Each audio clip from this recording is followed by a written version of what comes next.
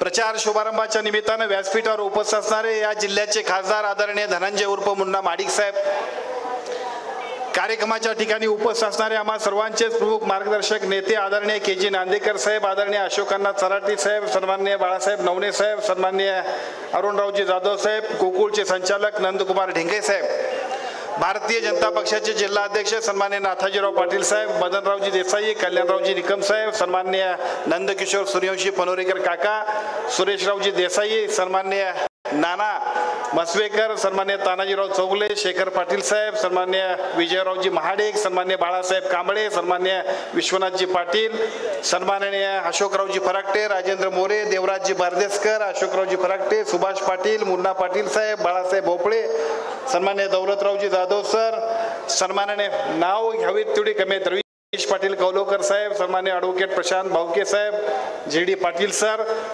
आजच्या कार्यक्रमामध्ये ज्यांच्या उपस्थितीनं अनेकांच्या भुवया उंचवल्या आणि आमच्या प्रचाराच्या एकूण कामकाजामध्ये सुद्धा आम्हा सर्वांच्या एकूण कामकाजामध्ये उंची आम्हा सर्वांची नैतिक अधिष्ठानानं तुमच्या वाढली ते सन्माननीय जालंधर पाटील सर, या कार्यक्रमाच्या निमित्तानं व्यासपीठावर उपस्थित असणारे युवा नेते सन्माननीय अभिषेक डोंगळे साहेब, व्यासपीठावर उपस्थित असणारे सन्माननीय कवडे सर, राजू चौगले साहेब, अशोकरावजी वारके, तुरुंब्याचे सरपंच अलकेशजी कांदळकर, आमचे जनार्दन पाटील साहेब, जिल्हा अध्यक्ष शेतकरी संघटना, आमच्या ठिकपुर्लीचे सरपंच सन्माननीय भिकाजीराव हळदकर, सन्माननीय दादासाहेब पाटील, अण्णाप्पा चौगले, सन्माननीय डॉक्टर जाधव साहेब, विजयरावजी पाटील, आमचे आजऱ्याचे युवा नेते बाबा नांदेकरजी, सन्माननीय रंगरावजी मगदूम तात्या, सुभाषरावजी चौगले बापू, या कार्यक्रमाच्या निमित्तानं व्यासपीठावर उपस्थित असणारे शिवसेना, भाजप, शेतकरी संघटना, आदरणीय अरुणरावजी डोंगळे साहेबांना मानणारा तमाम सगळे सर्वच्या सर्व मान्यवर, या कार्यक्रमाच्या निमित्तानं या ठिकाणी उपस्थित असणारे या मतदारसंघातील सर्व प्रमुख कार्यकर्ते, नेते, मित्रांनो, उशीर खूप झालाय.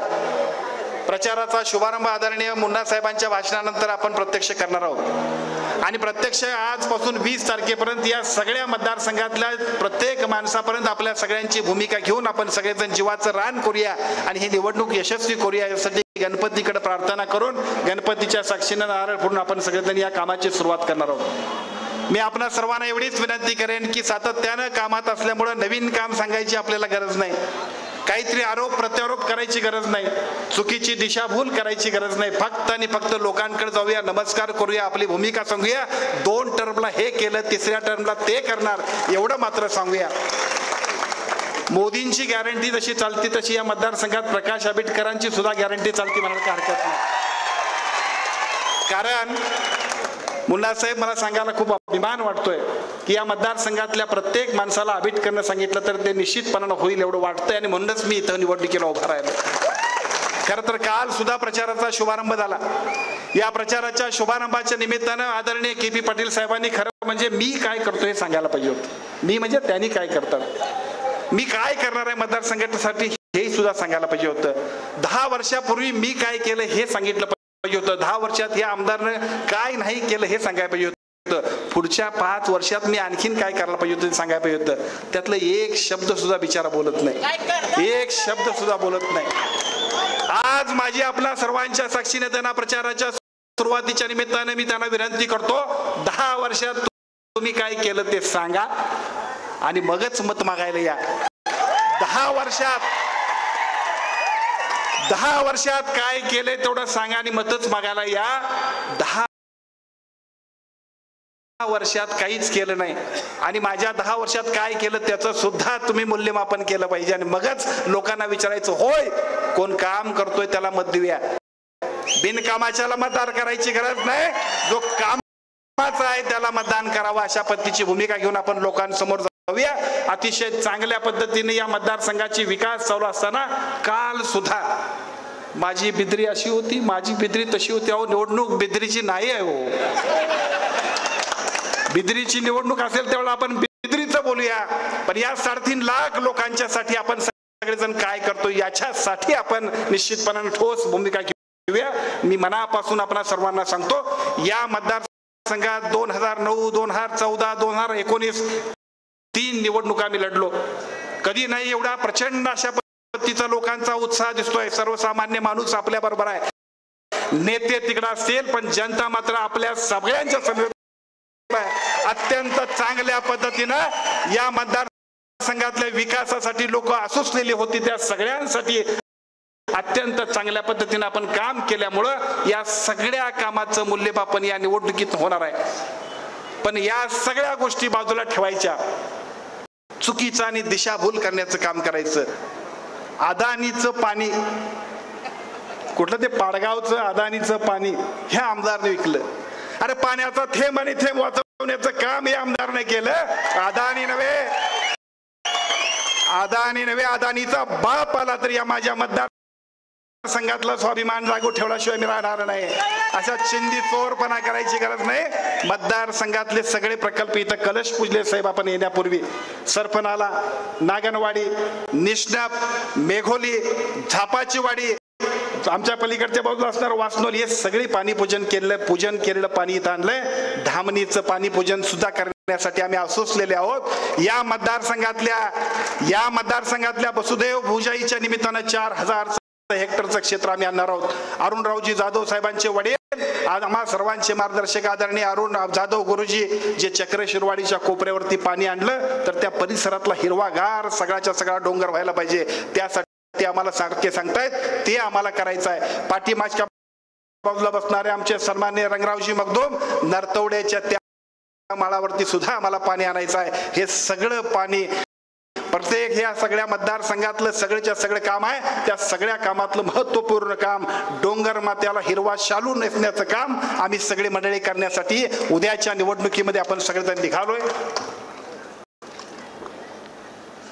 आणि हे सगळे काम करत असताना अदानीचं पाणी, अरे कुठला अदानी, कोण अदानी, या मतदारसंघातल्या प्रत्येक माणसासाठी काम करणं यासाठी आपण सगळेजण निघालोय. त्यामुळे चुकीच्या गोष्टी, बुद्धिभेदाच्या गोष्टी, अत्यंत आक्षेपार्ह अशा पद्धतीचं काम या सगळ्याच्या पलीकडे आदरणीय KP पाटील साहेबांना काम नाही. खरं म्हणजे गद्दार गद्दार गद्दार किती वेळा बोलतायत साहेब. आयुष्यात जन्माला आल्यानंतरचे ह्या सगळ्या मतदारसंघातला महागद्दार कोण असेल तर फक्त आणि फक्त KP पाटील साहेब. हे बोलायला नको पाहिजे तो बोललो नाही तर लोकांना कळणारच नाही. तुम्हाला सांगतो 1984 ची निवडणूक हरिभाऊ कडव साहेबांच्या सौभाग्यवती आमच्या काकी उभारल्या होत्या, तारामती कडव यांची गद्दारी पहिल्यांदा झाली. स्वर्गीय इंदुरावजी पाटील साहेबांनी कारखान्यात आणलं, त्यांच्याबरोबरची गद्दारी दुसऱ्यांदा झाली. दिनकररावजी जाधव साहेब 1989च्या निवडणुकीला उभा राहिलेले, तिसरी गद्दारी त्यांच्याबरोबर केली. रवीश पाटील साहेबांचे वडील उदयसिंह पाटील काँग्रेसमधून उभा राहिले, चौथी गद्दारी त्यांच्याबरोबर झाली. 2004च्या निवडणुकीमध्ये नांदेकर साहेब नको म्हणत होते तरी सुद्धा दिनकरराव जाधव साहेबांना सोबत घेतलं. बिद्री तुम्हाला कारखाना मला म्हटले आणि परत दिनकरराव जाधवांना सुद्धा फसवलं. आणि त्यावेळेला सुद्धा दिनकरराव जाधव साहेबांना फसून परत कारखान्यात गेले. आयुष्यभर गद्दार असणारा माणूस, एका बाजूला कार्यकर्त्यांच्या बद्दलची गद्दारी, 10 वर्षात या मतदारसंघाला भकास केलं आणि फक्त घराचा विकास केला. आमच्या मतदारसंघाबरोबर यांनी गद्दारी केली. तो माणूस जर म्हणत असेल की आम्ही गद्दार, मी तुम्हाला सांगतो नामदेवरावजी भोटे सरांच्या बरोबरची गद्दारी, कुठल्या गद्दारीचा उत्तर द्यावं आयुष्यभरामध्ये. फक्त आणि फक्त ह्या माणसानं स्वतःच्या स्वार्थापलीकडे दुसरं काही केलं नाही. मला सांगितलं किंवा माझ्यावरती ते आक्षेप करतात की मी पक्ष बदलला. अहो रात्री झोपायला एका पक्षात आणि सकाळी चूळ भरायला दुसऱ्या पक्षात. तुमचा पक्ष तुम्हालाच माहित नाही. तुम्ही एकदा म्हणताय मी अजितदादांसोबत, दुसऱ्या वेळा म्हणताय तुम्ही शरद पवारांसारखा नेता नाही, तिसऱ्या वेळा म्हणताय तुम्ही आता उद्धव साहेबांच्या सारखं माहित नाही. कालचं भाषण सुद्धा बघितलं, मला ते बघितलं, तो फोटो त्यांचं ते टोपी, शिवसेनेला असं शोभत नाही हो. शिवसेना ही अशीच पाहिजे 72 लोकांची. ते सगळं बघितल्यानंतर भाऊरुपयासारखं नाटकी आणि ढोंगी वागणं तुमचं बघितल्यानंतर या मतदारसंघातला प्रत्येक माणूस निश्चितपणानं या सगळ्या गोष्टींचं योग्य मूल्यमापन करेल आणि अत्यंत चांगल्या पद्धतीने आमच्या सगळ्यांच्या पदरामध्ये या सगळ्याचं माप टाकेल एवढी निश्चितपणानं खात्री देतो. मी आपणा सर्वांना एवढेच विनंती करतो की आम्हाला सगळ्या सुद्धा निवडून देताना मतदारसंघातल्या माणसांसाठी भविष्यात आपण काय करणार आहोत हे मात्र सांगूया. आपण कशासाठी निवडणूक लढवायची. आज वयाच्या 50 पर्यंत आम्ही आलो. पण मी तुम्हाला सांगतो या 10 वर्षांमध्ये जे 50 वर्षात झालं नव्हतं ते पत्रकार आम्ही केलं. प्रत्येक मतदारसंघातल्या वाड्या वस्त्यांमधले रस्ते केले, इरिगेशनचे सगळे प्रोग्राम पूर्ण केले, लाईटचे सगळे विषय पूर्ण केले. अत्यंत चांगल्या पद्धतीने आपण या मतदारसंघाला खूप प्रगती पथावर घेऊन झालेलो. पण एवढ्यावर प्रश्न सुटणार नाही. वन पर्यटन असेल, जल पर्यटन असेल, दुर्ग पर्यटन असेल, पर्यटनाच्या अनेक संधी आहेत. त्या सगळ्या संधींच्या माध्यमातून या मतदारसंघाला एक नवीन इकॉनॉमी देण्यासाठी आपण पुढे गेलो पाहिजे. MIDCच्या माध्यमातून तिन्ही तालुक्यांमध्ये MIDC केल्या पाहिजेत. अत्यंत चांगल्या पद्धतीने उद्योग उभा केले पाहिजेत, रोजगार निर्मिती केली पाहिजे.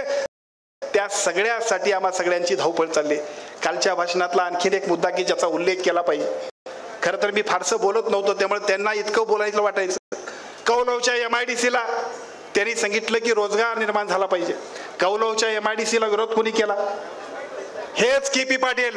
आपले जावाई धैर्यशील पाटलांना पहिल्यांदा, ते मला आठवत नाही आजपर्यंत धैर्यशील पाटील कधी कुठल्या लढाईमध्ये होते, पण ज्या दिवशी MIDC मंजूर केली त्याचं टेंडर निघालं, काम सुरू होणार म्हटल्यानंतर पहिल्यांदा जागे झाले. कशासाठी अण्णा जागे झाले? हे काम झालं तर एका बाजूला जावयाचं आणि दुसऱ्या बाजूला मामाचं नाक कापलं जाईल. 10 वर्षात तुम्ही काय केलं म्हणून. आणि म्हणून त्या लोकांनी ज्या पद्धतीने MIDCला विरोध केला, MIDCला तुम्ही विरोध करण्याबद्दलची हरकत नव्हती. मी जरूर म्हणेन की धैर्यशील पाटलांनी सुद्धा विरोध केला तर आपल्या लोकांसाठी गावातला केला असेल विरोध. पण यांनी काय केलं? हे या मतदारसंघाचे प्रतिनिधी हे तिथं गेले. आदरणीय त्यांचे चिरंजीव रणजित पाटील गेले. कोर्टात जावा, तुम्हाला मी पैसे देतो, लागेल तिथं जावा, तुम्हाला मी पैसे देतो. बाबा तुझं काय जातंय? MIDC त्या तालुक्यासाठी मंजूर केली होती, आम्ही तुझं काय जाते बाबा? तुमचा सगळ्यांना प्रश्न होता की आता प्रकल्प बंद पडला पाहिजे. आणि मग त्याच्या पुढे गेले आदरणीय KP पाटील साहेब. त्यांनी उदय सामंत साहेबांना फोन केला आणि त्या फोन नंतर ते सांगतात आम्हाला कशाला पाहिजे MIDC? भोगावती कारखाना असताना आम्हाला MIDCची काय गरज आहे? आणि ते आता म्हणतायत की आम्ही उद्योग MIDC उभा करणार. या मतदारसंघातल्या प्रत्येक माणसाचा विश्वासघात दररोज करणारे तुम्ही, आम्हा सगळ्यांना ज्या पद्धतीने विकासाची कल्पना आहे त्याच्या पलीकडे जाऊन फक्त राजकारण करणारे तुम्ही. या सगळ्याचं उत्तर सुद्धा आपण सगळेजण लोकांच्या बरोबर घेऊन जाऊया अशा पद्धतीची विनंती करतो. मतदारसंघातल्या प्रत्येक वाडी वस्तीतल्या प्रत्येक माणसाच्या विकासासाठी अत्यंत चांगल्या पद्धतीने महायुतीचं सरकार कटिबद्ध होऊन काम करते. ते सगळंच्या सगळं काम लोकांच्यासाठी घेऊन जाऊया. अत्यंत चांगल्या पद्धतीने लोकांना आपली भूमिका पटवून देऊया. या सगळ्या भूमिकेच्या माध्यमातून, अतिशय चांगल्या पद्धतीने केलेल्या कामाच्या माध्यमातून भविष्य काळातला सुद्धा, जनतेच्या काळजातला भविष्य काळामध्ये सुद्धा अत्यंत चांगल्या पद्धतीने गतिमान विकास करण्यासाठी आपण सगळेजण पुढे जाऊया अशा पद्धतीची विनंती करतो. या मतदारसंघातल्या प्रत्येक माणसाचा विश्वास भविष्य काळामध्ये सुद्धा तेवढ्याच ताकदीने आणि शक्तीने पुढे घेऊन जाण्यासाठी आपण सगळेजण कटिबद्ध होऊन काम करूया एवढीच विनंती करतो. अत्यंत चांगल्या पद्धतीने या मतदारसंघातली प्रत्येक माणसं आपल्या सगळ्यांच्या समवेत आहेत. कोण कुठं आहे, कसा कुठं आहे याच्यापेक्षा सुद्धा विकासासाठी आपल्या सगळ्यांना अत्यंत चांगल्या पद्धतीचं काम करायचं आहे आणि तीच भूमिका घेऊन आपण सगळेजण पुढे जातोय. व्यासपीठावर उपस्थित असणारे आदरणीय मुन्ना माडिक साहेब असतील, आदरणीय संजय दादा मंडलिक साहेब असतील, आदरणीय चंद्रकांत दादा पाटील साहेब असतील, आदरणीय अरुणरावजी डोंगळे साहेब असतील, आदरणीय अशोकरावजी आमचे अशोकांना चराटे असतील, सन्मान्य बाळासाहेब नवणे असतील, सुभाष बापू असतील, आदरणीय जालंधर पाटील साहेबांच्या बरोबर सरांच्या बरोबर काम करणारे शेतकरी संघटनेचे तमाम सगळे कार्यकर्ते नेते असतील, अनेक माणसांच्या बरोबर अत्यंत